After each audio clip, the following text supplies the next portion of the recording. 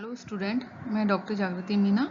आज हम यहाँ पर बीएससी पार्ट सेकंड की unit second chemistry of element of second and third transition series start करेंगे। इसका ये पार्ट 1 है। पार्ट 1 के अंतर्गत हम सेकंड और थर्ड ट्रांजिशन सीरीज के एलिमेंट की जनरल प्रॉपर्टीज पढ़ेंगे। सबसे पहली प्रॉपर्टी जो है इलेक्ट्रॉनिक कॉन्फ़िगरेशन को हम देखते हैं। सेकंड ट्रांजिशन सीरीज की हम बात करें तो यह ईट्रियम से लेकर के कैडमियम तक के जो 10 एलिमेंट होते हैं वो सेकंड ट्रांजिशन सीरीज के अंतर्गत आते हैं। सेकंड ट्रांजिशन सीरीज के एलिमेंट में 4d ऑर्बिटल में इलेक्ट्रॉन एक एक करके फिल किए जाते हैं। थर्ड ट्रांजिशन सीरीज में लैंथेनम और उसके बाद में हैफनियम से लेकर मरकरी तक के एलिमेंट थर्ड ट्रांजिशन सीरीज के अंतर्गत आते हैं। थर्ड ट्रांजिशन सीरीज के एलिमेंट में 5d ऑर्बिटल में इलेक्ट्रॉन एक एक करके भरे जाते हैं। फर्स्ट ट्रांजिशन सीरीज में हमने देखा था कि जो इलेक्ट्रॉनिक कॉन्फ़िगरेशन होता है वो रेगुलर होता है। इसमें केवल कुछ एक्सेप्शन है, जैसे क्रोमियम और कॉपर। क्रोमियम में 4s का एक इलेक्ट्रॉन 3d में आ जाता है और 3d में 5 इलेक्ट्रॉन हो जाता है, जो कि हाफ फिल्ड ऑर्बिटल कहलाता है। और इसी तरह कॉपर के अंदर भी 4s का एक इलेक्ट्रॉन 3d ऑर्बिटल में आ जाता है और 3d फुल फिल्ड हो जाता है, जो कि स्टेबल अवस्था है। सेकंड और थर्ड ट्रांजिशन सीरीज में इलेक्ट्रॉनिक कॉन्फ़िगरेशन रेगुलर नहीं होता है। There are evidently some pronounced irregularities in configuration of these element. इन एलिमेंट में कुछ इरेगुलरिटीज होती है, जैसे मॉलिब्डेनम, सिल्वर, Re, Au, इनका जो इलेक्ट्रॉनिक कॉन्फ़िगरेशन हम देखते हैं तो MO का, मॉलिब्डेनम का 4d 5 होता है और जो सिल्वर है इसका 4d 10 होता है और 5s और इसके भी 5s में एक एक इलेक्ट्रॉन होता है। तो यहाँ पे 5s से एक इलेक्ट्रॉन जो है वो जंप करके 4d में आ जाता है, जिसके कारण ये है हाफ फील्ड ऑर्बिटल में कन्वर्ट हो जाता है। और यहाँ पर 4d में जब 4s से एक इलेक्ट्रॉन आता है तो ये फुल फील्ड ऑर्बिटल में कन्वर्ट हो जाता है। और ये फुल फील्ड ऑर्बिटल और हाफ फील्ड ऑर्बिटल जो है वो अधिक स्थायी होते हैं, इसीलिए इनमें इस तरह का कॉन्फ़िगरेशन होता है। 4d सीरीज में टोटल 10 एलिमेंट होते हैं। ये 10 एलिमेंट इस टेबल में दर्शाए गए हैं। ये यूट्रियम से लेकर के कैडमियम तक के एलिमेंट होते हैं। इन सभी एलिमेंट की अब पीरियोडिक टेबल में पोजीशन क्या होती है? पीरियोडिक टेबल में ये 5th पीरियड में उपस्थित होते हैं। और इनका इलेक्ट्रॉनिक कॉन्फ़िगरेशन देखें तो यहाँ पर इनका इलेक्ट्रॉनिक कॉन्फ़िगरेशन दिया गया है सबका। इनका इलेक्ट्रॉनिक कॉन्फ़िगरेशन में कंप्लीट क्रिप्टॉन इलेक्ट्रॉनिक कॉन्फ़िगरेशन होता है और साथ ही 4d और 5s ऑर्बिटल में इलेक्ट्रॉन आते हैं। यहाँ पर जो इलेक्ट्रॉनिक कॉन्फ़िगरेशन होता है वो रेगुलर नहीं होता है, जैसा कि हमने फर्स्ट ट्रांजिशन सीरीज में देखा था कि जो 3d ऑर्बिटल में जब इलेक्ट्रॉन आते थे तो एक के बाद एक आते थे, लेकिन यहाँ पे हम 4d ऑर्बिटल में इलेक्ट्रॉन जो एंटर करता है नया वो 4d ऑर्बिटल में करता है, तो वो 1 2 3 4 5 इस तरह से करना चाहिए। परंतु हम यहाँ पे देख रहे हैं कि इसमें इलेक्ट्रॉनिक कॉन्फ़िगरेशन में रेगुलरिटी नहीं है। यहाँ 4d ऑर्बिटल में एक इलेक्ट्रॉन आ गया, 4d में दूसरा इलेक्ट्रॉन आ गया जर्कोनियम में। अब यहाँ पे 4d ऑर्बिटल में 3 इलेक्ट्रॉन होने चाहिए, यानी कि तीसरा इलेक्ट्रॉन आना चाहिए, लेकिन नायोबियम में 4d ऑर्बिटल में 4 इलेक्ट्रॉन हो गए। एक इलेक्ट्रॉन 5s ऑर्बिटल से जंप करके 4d ऑर्बिटल में आ जाता है। इसी तरह से हम देखते हैं कि मॉलिब्डेनम में यहाँ पे 4 इलेक्ट्रॉन होने चाहिए परंतु 5 हैं। और इसी तरह से नीचे चलते हैं हम तो रुथेनियम, रोडियम, पैलेडियम और सिल्वर, इनके इलेक्ट्रॉनिक कॉन्फ़िगरेशन भी रेगुलरिटी शो नहीं करते हैं।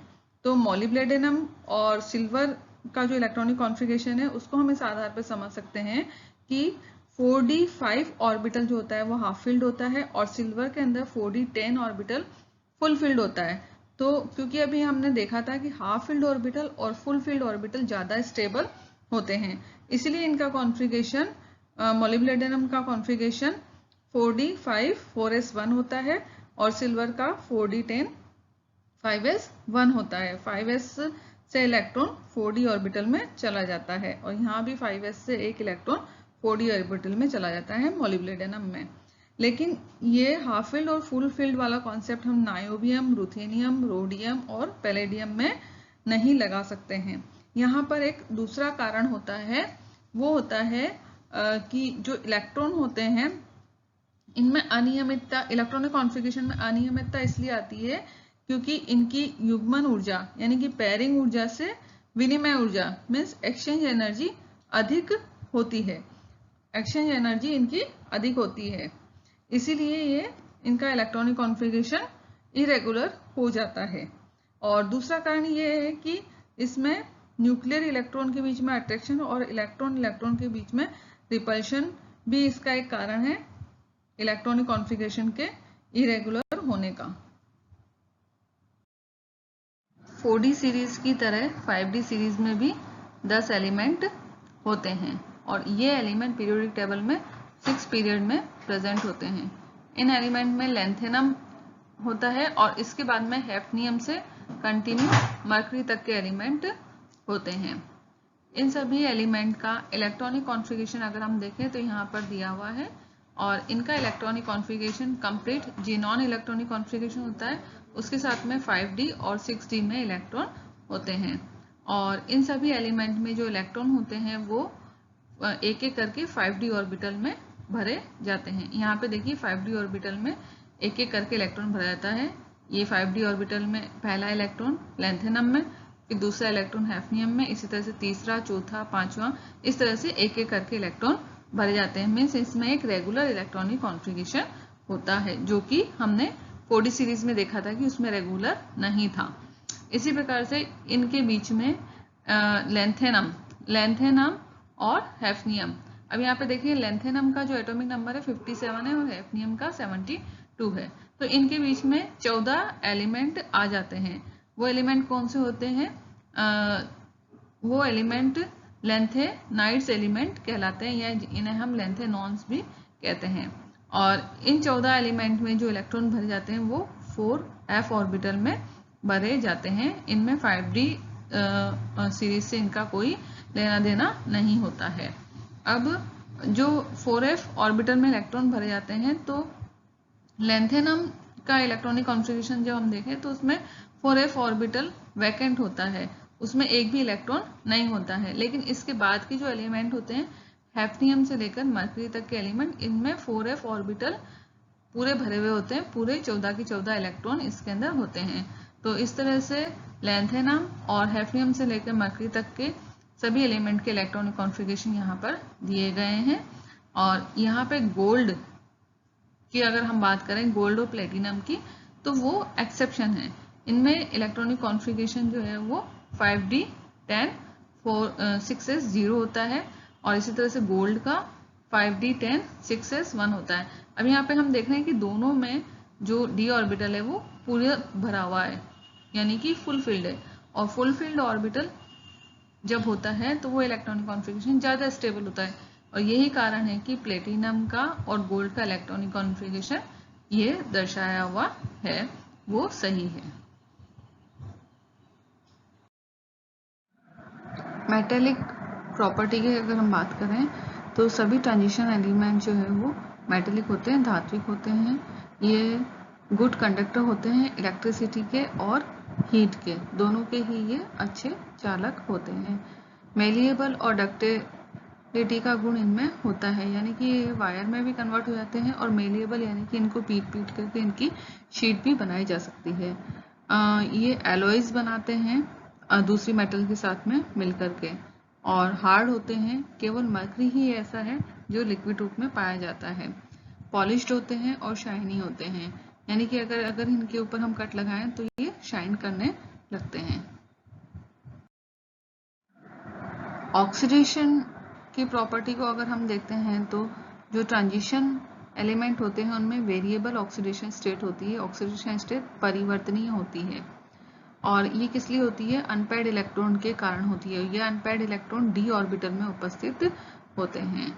सेकंड और थर्ड रो जो होती है वो do not show identical pyramid of oxidation state as the first row.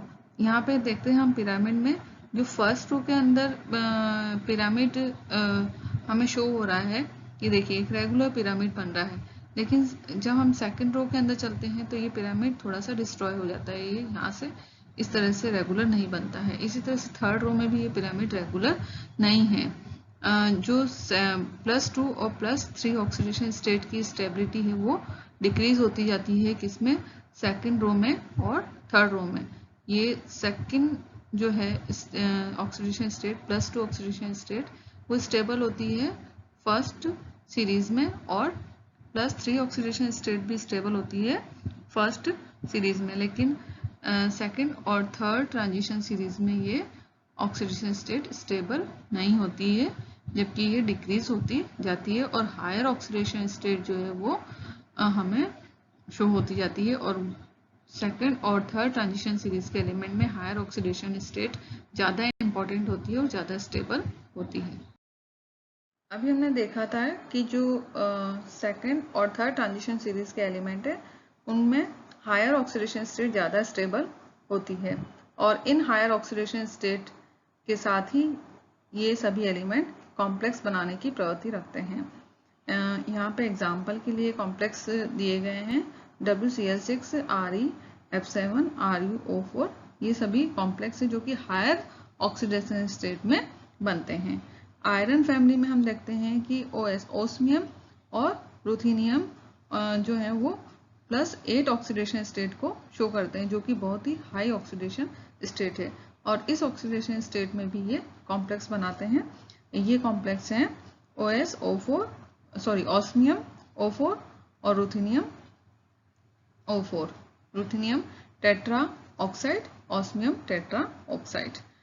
Yttrium में +3 और कैडमियम की +2, केवल यही ऑक्सीडेशन स्टेट होती है, यानी कि ये दोनों एक एक ऑक्सीडेशन स्टेट ही शो करते हैं।